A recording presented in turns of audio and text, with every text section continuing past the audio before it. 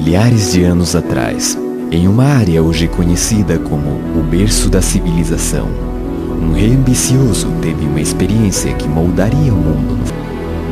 Certa noite, o rei da Babilônia, Nabucodonosor, foi despertado por um sonho incomum. Um jovem escravo hebreu, de nome Daniel, foi chamado para interpretar o sonho. Daniel, como muitas pessoas no mundo antigo, acreditava que os sonhos eram significativos e que Deus se comunicava, ou os deuses se comunicavam através dos sonhos. E Daniel acreditava que o seu Deus, o Deus dos hebreus, sabia o significado e a interpretação deste sonho. Em seu sonho, o rei viu uma estátua gigante feita de ouro, prata, bronze e ferro, com os pés de ferro misturado com barro. Daniel revelou que cada metal representava um poderoso império, que começava com Babilônia como a cabeça de ouro. Ele previu com precisão o surgimento e a queda dos impérios.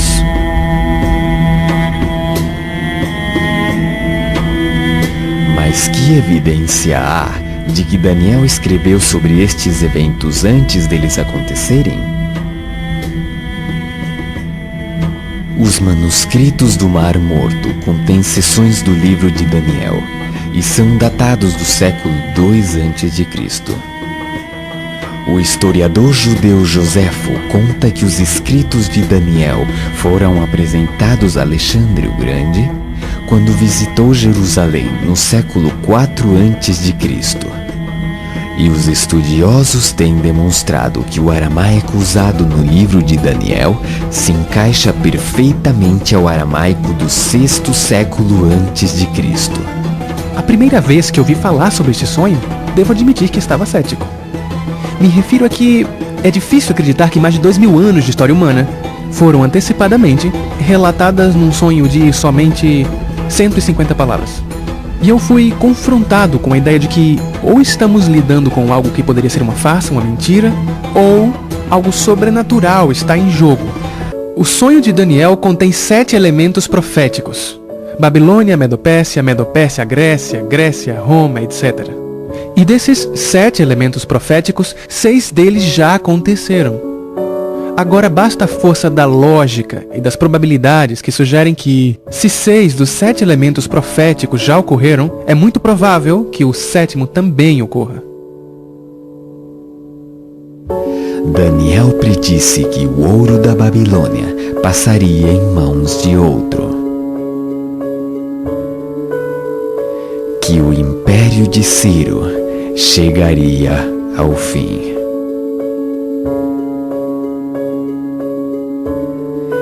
Que o egoísmo e a cobiça dos impérios do homem nunca poderiam ter sucesso. Que a força e a brutalidade do Império Romano encontrariam seu rival. Que suas fronteiras se fragmentariam, que seriam divididos internamente, e que os esforços para unir-se contra a palavra de Deus continuamente fracassariam. O elemento profético final é uma pedra cortada sem o auxílio de mãos. Essa é a maneira que Daniel expressa uma intervenção sobrenatural que golpearia a imagem nos pés de ferro e barro. Isso significaria o fim de todos os reinos terrestres e que Deus estabeleceria finalmente seu próprio reino eterno. E o Daniel tem um lance muito interessante com o Daniel. Nabucodonosor veio em 605 a.C., cercou Jerusalém, depois em 587 ele destruiu o templo, e nessas vindas ele levou muito judeu cativo para a Babilônia, né? Levou muito judeu cativo para a Babilônia. E levou um jovem chamado Daniel. E ali a Bíblia fala que o rei teve um sonho, e ele ficou confuso com o sonho. Daniel foi lá, interpretou o sonho do rei e falou: olha, rei, Deus deu esse sonho para você para mostrar o que vai acontecer no futuro da humanidade. E o sonho do rei foi um sonho onde ele viu uma estátua com vários elementos: ouro, prata, bronze, ferro e ferro misturado com terra, com barro. Aí, Daniel capítulo 2, depois o pessoal pode ler em casa. E ele falou assim, o rei falou: foi isso que eu sonhei. Ele falou: pois é, rei, agora eu vou te revelar o sonho. A cabeça de ouro é o teu reino, e o seu reino vai passar. Vai vir um outro reino, que Daniel vai revelar no capítulo 7, chamado Medo-Pérsia, que vai dominar depois o seu. Depois vai vir um outro reino, chamado Grécia. Isso está no capítulo 7. Depois da Grécia vai vir um outro reino. Mas não está na Bíblia assim nominalmente, tá? A Grécia, a Medo-Pérsia e a Babilônia estão. Um parênteses aqui, que isso aconteceu no capítulo 2 de Daniel. Mas depois no capítulo 7, Deus dá uma visão ao profeta Daniel com essa mesma história, mas com mais detalhes. E depois no capítulo 8, com mais detalhes. Daniel vê monstros, bichos, e Deus vai explicando. Por que Deus fez aquilo? É a maneira de entender, parábola, não é? E Deus vai dando detalhes. Aí Deus fala o seguinte, como são as características? Eu estou pegando igual Daniel 2 e 7. A Babilônia vai passar, o reino que virá da Medo-Pérsia, ele será forte por um lado e fraco por outro. Ele terá duas forças. E realmente foi a junção da Média e da Pérsia, Dario e Ciro, que destruíram a Babilônia. Quando fala da Grécia, fala da Grécia de um único rei que ia dominar o mundo, mas ele mesmo se autodestruiria. E quando ele se autodestruísse, na sua força quebrou-se-lhe o poder, 4 reis iam surgir dele. Aí quando você chega no período aí você tem então 606 a.C. a Babilônia.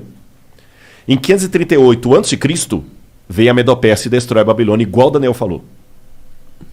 Em 331 a.C., Daniel já tinha virado farinha, vem o filho de Filipe, Alexandre o Grande, da Macedônia, e começa a fazer as conquistas gregas. Igual a profecia falou. Entendi. E Alexandre o Grande, ele só ia conquistando e não voltava, conquistando e não voltava. E como é que Alexandre morreu? Ele se autodestruiu praticamente, porque ele morreu em 323 a.C., com 33 anos de idade. Aí tem algumas versões, alguns acham que ele contraiu febre tifoide na Índia, outros acham que ele resolveu beber uma taça de vinho para cada ano da vida dele. Eu sei que na sua força ele se quebrou. O reino de Alexandre não foi dominado externamente por ninguém, ele mesmo morreu. E ele não deixou descendente, porque ele tinha um filho com Roxane que foi morto. E aí, o que aconteceu depois da morte de Alexandre? Lembra a profecia? Depois que esse rei se quebrar, vão vir 4 no lugar dele repartindo o reino. O reino de Alexandre é repartido entre seus 4 generais: Cassandro, Seleuco, Lisímaco e Ptolomeu. Igualzinho a profecia falou, e Daniel já tinha virado farinha aí. Daniel é 606, estou falando em 331 a.C., traz para frente. Aí falou que depois que esses 4 divisões se sugeria, aí viria um reino que dominaria todo mundo com mão de ferro. E ele duraria muito tempo. E vai falando das perversidades. Aí quando você pega quem substituiu ali depois dos 4 Diódoros de Alexandre, Roma. E fala detalhe por detalhe de Roma. Aí quando fala dos pés em ferro com barro, fala o seguinte: esse último reino será o último reino da terra. Ele não será um reino mundial como os anteriores. Assim como ele tinha uma parte em ferro e uma parte em barro, esse reino será um reino dividido entre nações, onde ele terá, por um lado, a força do ferro, por outro lado, a fraqueza do barro. Durante muito tempo, essas nações tentarão se unir por acordos, contratos e casamentos. Mas assim como o ferro não se mistura com o barro, eles não se unirão. Aí quando você continua estudando a história geral, o que acontece em 476 d.C.? Cai o Império Ocidental Romano. E ele é dividido entre as tribos bárbaras que atacaram Roma e que viraram os países da Europa Ocidental hoje. Que durante toda a história da Europa ficou fazendo o quê? Tentando se unir. Através de casamento, por exemplo. Dom Pedro I era filho de Carlota Joaquina. A esposa dele era princesa da Áustria. Tá certo? A Rainha Vitória chegou a ser chamada de vovó da Europa, porque ela tinha parente em todo lado. Lembra que o que casou com a Elizabeth agora, ele era de sangue alemão e estava na Grécia. A Europa toda tem parentes e eles não conseguiram unir a Europa. O que Carlos Magno tentou fazer? Unir a Europa, não conseguiu. O que Napoleão tentou fazer? Unir a Europa, não conseguiu. O que Adolf Hitler tentou fazer? Unir a Europa e não conseguiu. Mercado como europeu, unir a Europa e não conseguiu. Agora o Brexit. A Europa pensou que unir, rachou de novo. E a profecia falou que esse reino seria um reino dividido até o fim, quando então virá uma pedra do céu, que é a volta de Jesus. Eu dei um panorama assim rápido, sabe? Então acaba com o cometa. Não, aí é um símbolo da volta. Não é um asteroide. Fala que é uma pedra como se fosse tirada uma montanha. É um símbolo da intervenção divina na história. Entendi. Nos dias desses reis. Então, cara, é muita coisa coincidindo assim que você vai se entecer ao pé da letra.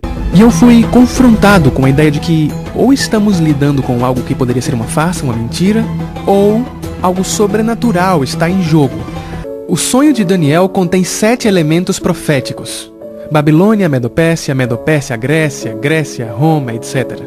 E desses 7 elementos proféticos, 6 deles já aconteceram. Agora basta a força da lógica e das probabilidades que sugerem que, se 6 dos 7 elementos proféticos já ocorreram, é muito provável que o 7º também ocorra. O elemento profético final é uma pedra cortada sem o auxílio de mãos. Essa é a maneira que Daniel expressa uma intervenção sobrenatural que golpearia a imagem nos pés de ferro e barro. Isso significaria o fim de todos os reinos terrestres e que Deus estabeleceria finalmente seu próprio reino eterno. Hoje, o nosso pálido ponto azul está posicionado no final da linha do tempo de Daniel. Ele antecipou que durante o tempo da Europa moderna, Deus retornaria à Terra para estabelecer seu reino eterno.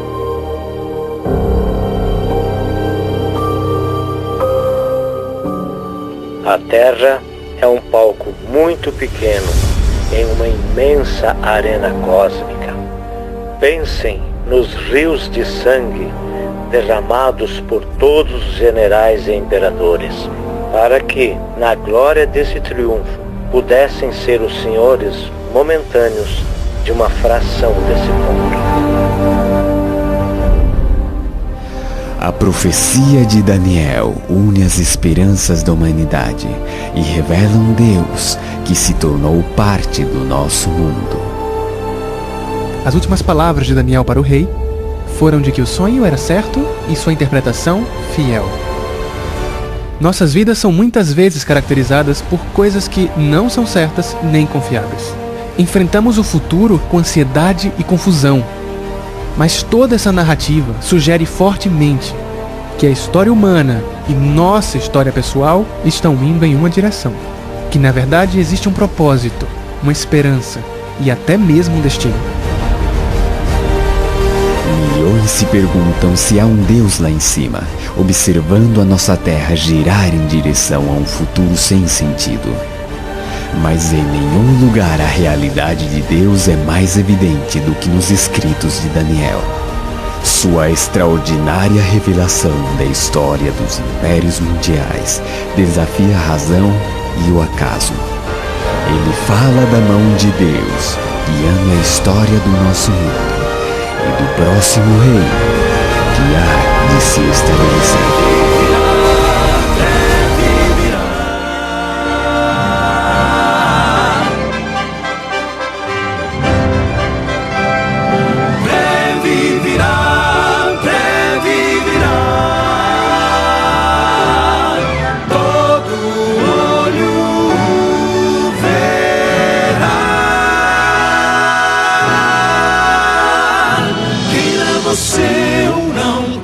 Você ou não, ele virá.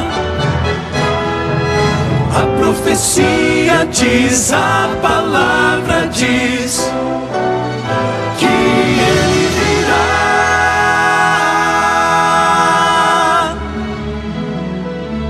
Esta é a voz da profecia, uma mensagem de fé e esperança que anuncia a volta do Senhor. Porque ainda dentro de pouco tempo, aquele que vem virá e não tardará. Servos de Deus, a trombeta tocai, breve Jesus voltará. A todo mundo a mensagem levai, breve Jesus voltará.